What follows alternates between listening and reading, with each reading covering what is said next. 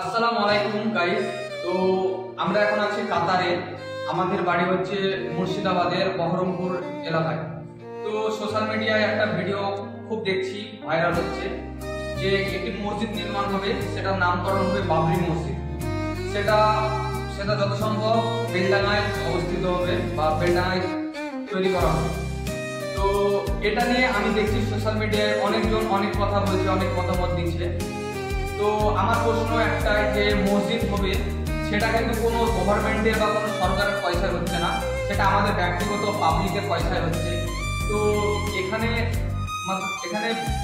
কাউরির কোনো মতামত দেওয়ার কোনো প্রশ্নই ওঠে না, কারণ আমরা মুসলমানরা মসজিদ তৈরি করছি, আমরা সেখানে নামাজ পড়বো কি রোজা করবো কি আমরা কি করবো সেটা আমাদের ব্যক্তিগত ব্যাপার, তার জন্য আমরা কারোর কাছে কোনো মতামত নিব না।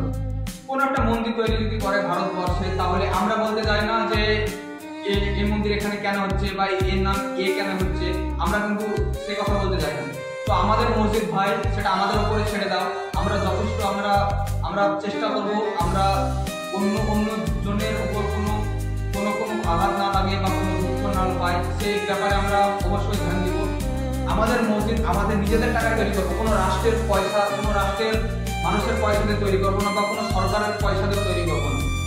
তো এখানে অনেক মানুষ অনেক রকমের কথা বলবে, একটা ভালো কাজ যদি করতে যায় অনেক মানুষ অনেক কথা বলে, এগুলো কাউকে কান দিলে হবে না।